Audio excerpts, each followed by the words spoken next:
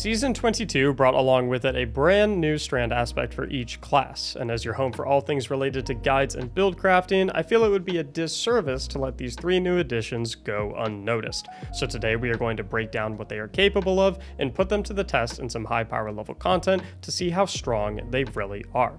I'll also have fully dedicated build videos revolving around each of these new aspects over the next few days, so consider subscribing if you want to see those when they release. So let's take these new Strand aspects and their accompanying builds and put them to the test and see if they're actually good and worth investing in. In my personal opinion, a great litmus test for if a build is good or not is the final mission of the Lightfall campaign on legendary difficulty, because you're minus 15 power level, so you're not just walking over everything like you can do with pretty much any build and on-level content. You've also got galvanized enemies so that they have more health, so you can actually see if your build is doing some pretty decent damage, and you have significantly more enemies. Additionally, in this mission, this is a great area for dealing with a whole bunch of different shield types, a whole bunch of tanky enemies, a mix of weak red bar enemies, and eventually some tormentors. So I love testing over in here. The Warlock is working with the new weavewalk aspect. I'm also pairing it with Weaver's Call,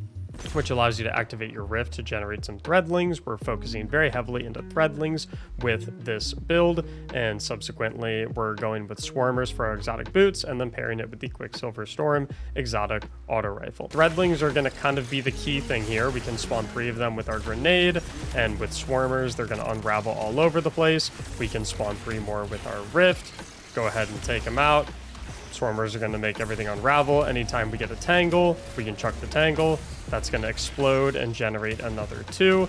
We also have some fragments going on that allow us to create them with Strand weapon final blows. That's why I love Quicksilver Storm for this. And then, of course, the new aspect, perfect to showcase right here because I'm weak on HP, is weavewalk, which allows us to enter the weave, is what Bungie calls it, passively accrue threadlings.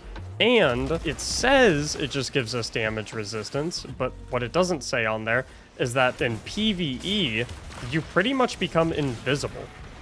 So not only do I have a whole lot of extra damage resistance, 90% specifically, I believe, but we're literally invisible to all these enemies when we're in weavewalk, meaning that even if you're quite literally 1 HP, unless you get hit by a stray bullet that's meant for one of your buddies, you are quite literally unkillable because you got 90% damage resistance, you're invisible, and all that good stuff. The only issue with weavewalk is that while you're in the weave, it will over time take away your melee energy. As you can see, I have pretty much half of one of my 3 melee charges when I didn't use my melee ability a single time during that whole interaction. That is because when you're in the weave, you passively lose melee energy.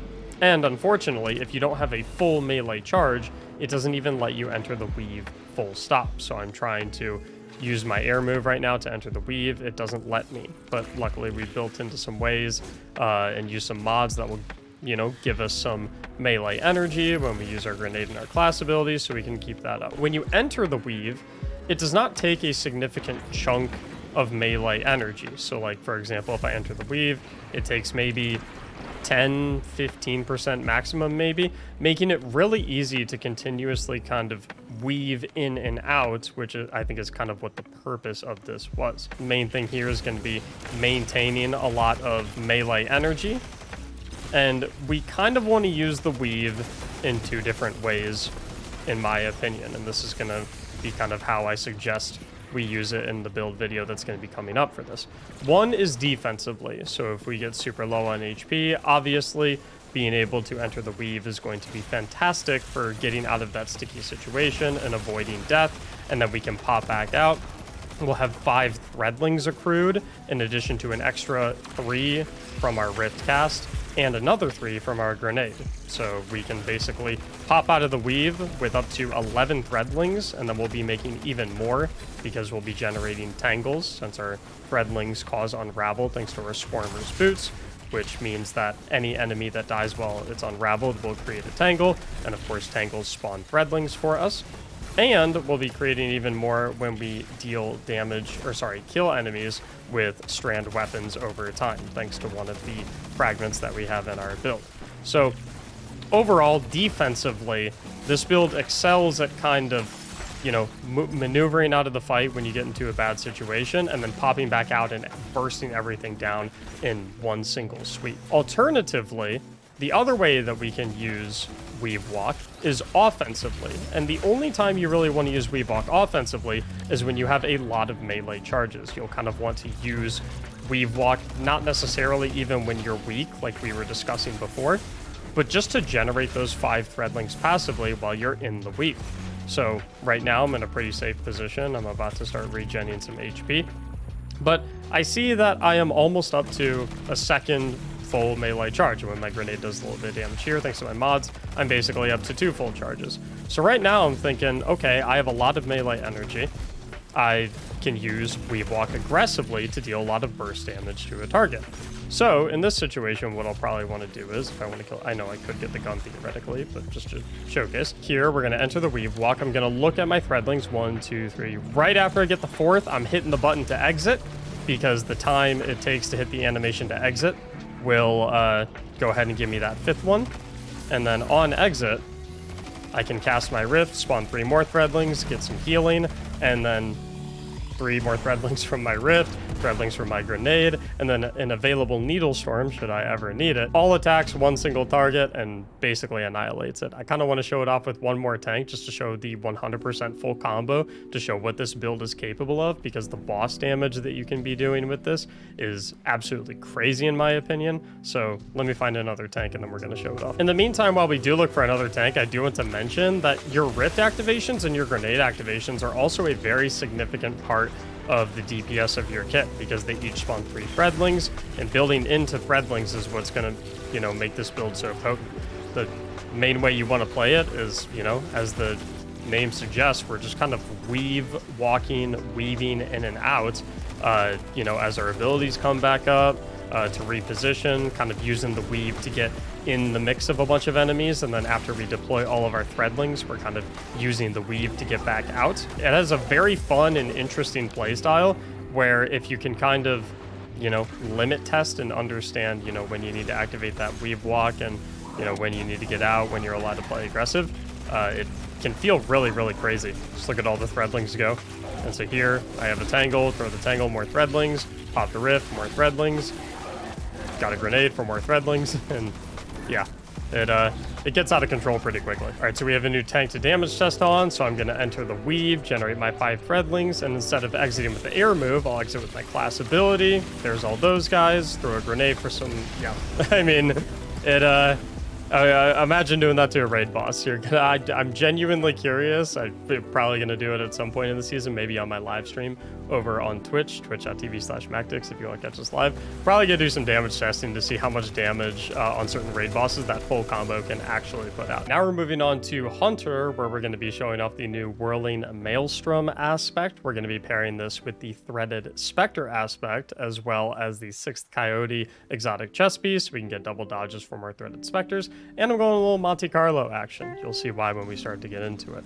Also gonna do some threadling grenades. Suspend is just not really as potent as it used to be due to the nerfs that just hit. So we're gonna build a little bit into the threadling fantasy.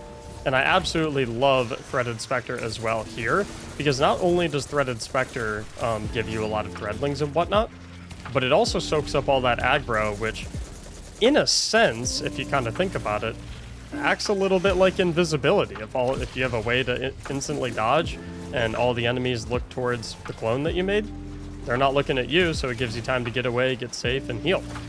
Obviously, the main thing here with Whirling Maelstrom is that whenever we create a tangle, destroy a tangle, throw it, shoot it, whatever, we create the Whirling Maelstrom, which is this like spinning little disc that hits enemies and unravels them, I believe. And the cool thing about Whirling Maelstrom is that your Whirling Maelstroms can create additional tangles from the enemies that they kill, which means even more Whirling Maelstroms. So typically with the build I have set up right now, the only way to create tangles is when you defeat an enemy that has been hit by your melee ability, your threaded spike, I think it's called. But once you get going, you can start picking up these tangles. When they become Whirling Maelstroms, they'll just continue to recursively create additional tangles and therefore extra whirling maelstroms. But of course, if you ever do have a whirling maelstrom that doesn't manage to kill an enemy and thus create an additional tangle, you don't want to kind of be sitting around completely useless, waiting for your melee ability to come back. That's why I'm kind of rocking Monte Carlo with this, so that I can make sure I always have my melee ability up, so I can pretty much always create tangles on demand.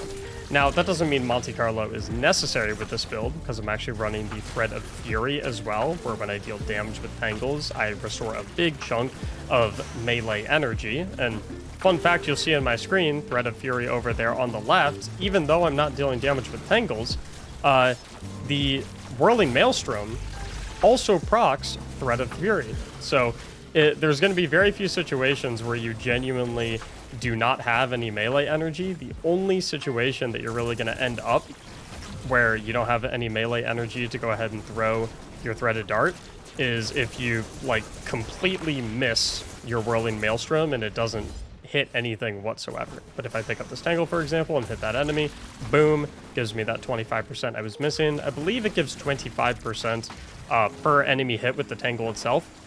Plus, like I said, you're getting all of that energy from the spinning Whirling Maelstrom. So I'm going to pop my Spectres so they all shoot at the Spectre, which makes it super safe for me to run in and get the tangle. Throw the tangle, then we get the Whirling Maelstrom. The Threaded Spectre is super tanky too, so it really does absorb like a lot. Keeps you super safe. I'm really bad at catching the Threaded Spike, by the way, and this build's still functioning perfectly fine, so don't feel like you have to be good at catching the Threaded Spike for this to work properly. I mean, don't get me wrong, it probably helps, but I'm just not very good at it, so sometimes I don't really try for it. A tip, though, is if I go over here and throw it at this pack of enemies, I can even turn around and I'll still be able to catch it. Look at the bottom left, right when I see the icon change. You see it kind of flip upside down, and then you see it all glow green. That's when you know that the catch is available. You don't even have to be looking. Right when you see it, that's how you know you can catch it. That one didn't really hit anything, so it didn't restore a whole lot of melee energy, but boom, we get the full charge back thanks to Monte Carlo. That's why I'm kind of digging this gun with this build, but once again, like I said, it is not required by any means necessary. We're just going to kind of let these tangles do their thing, and the nice thing is, too, you can have multiple of these things on the field at the same time. So, you know, just because you only have, just because you already have one out doesn't mean you can't get additional ones. So I see a tangle over here. Gonna go ahead and throw it. Typically, you always want to aim your Threaded Spike for the squishy red bar enemies too, because it'll unravel them. It'll be easy to finish them off, and then you're easily going to be able to make that Whirling Maelstrom. And you can play pretty deep in the fight as well, because, you know, like we said before, all you have to do is cast your Threaded Spectre, and then boom, everyone looks at the Threaded Spectre. They don't really pay attention to you. Makes it super safe to be in the middle of the fight, picking up those tangles, spawning those Whirling Maelstroms. And the damage isn't anything like out of this world, but they last for a very long time. And the fact that you don't really have to control them in any capacity, they just kind of automatically roam and hit everything for you, feels really, really solid. It's just an extra massive bonus of kind of ad clear and DPS. And just, you know, feels really, really solid to have on your team. Let's run over to the Titan one, which is one of the ones I'm most excited for because it's impossible to die on that one. So let's switch over. We'll talk about that one. So finally, we've got the new Titan aspect, Banner of War, which grants a Banner of War, basically a flag that sticks on your back whenever you defeat a target with a melee attack, finisher, or a sword that will periodically heal nearby allies as well as yourself and increase your melee sword damage. You can also charge the banner with kills from yourself or nearby allies to increase the frequency of these pulses that will heal you.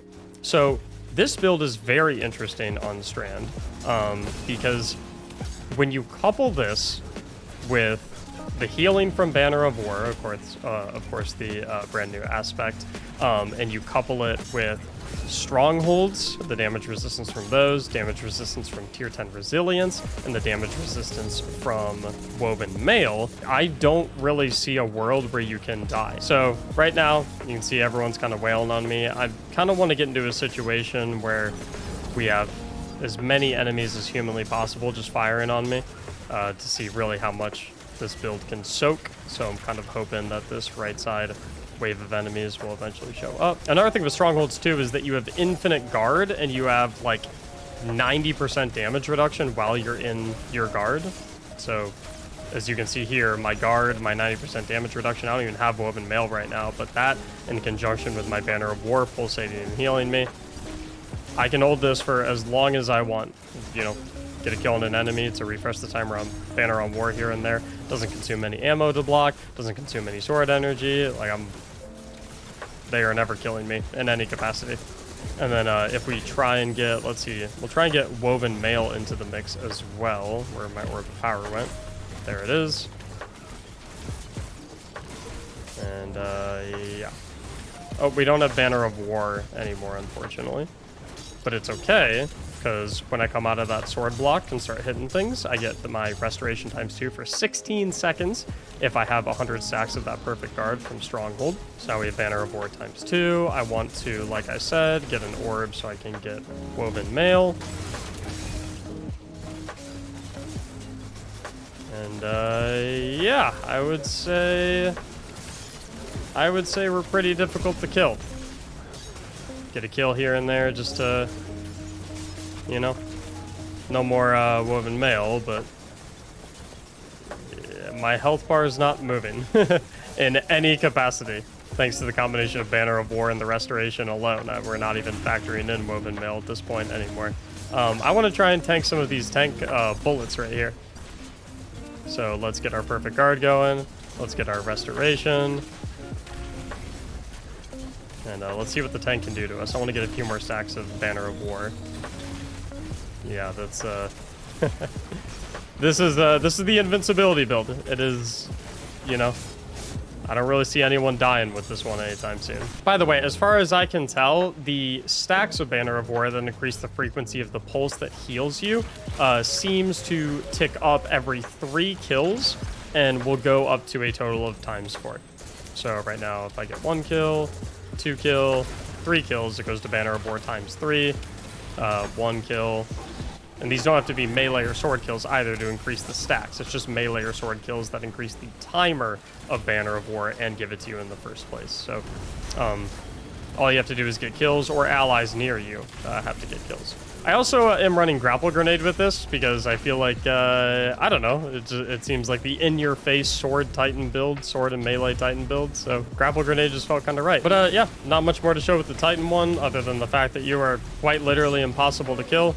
That's about it. What more do you really need, right? I mean, if there's a build to take into Grandmasters or Master Raids or something like that, where you just want to be in a boss's face and whack them all day and have a way to make it literally impossible to die, Strongholds, Banner of War have ways to get Woven Mail, and even then, Woven Mail is really not that necessary. You're still going to be perfectly fine with your restoration, your infinite 90% damage resistance blocking, and your healing from the Banner of War pulses.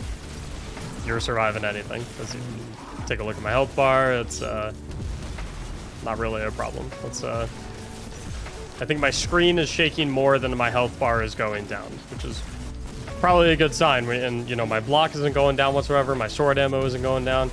I can keep this going forever. And eventually, when my restoration does run out, I'll accrue those perfect guard stacks, hit a guy again, boom, restoration ×2 for 16 seconds. Once again, we're good to go. So those are my early impressions of the new Strand aspects, as well as some in-progress builds that I really like with them. I will have full build videos for all 3 of these as soon as humanly possible on the channel. Make sure you subscribe if you're not already so you can see those. And if you have additional questions in the meantime, additional recommendations about these builds specifically, or just anything, stop by my live Twitch stream, twitch.tv/Mactics, and you can go ahead and ask or tell me in there. And bonus perk is I get to say hi to you as in person, in real time as we can get. So hope you enjoyed. Thank you so much for watching, and as always, have a great day.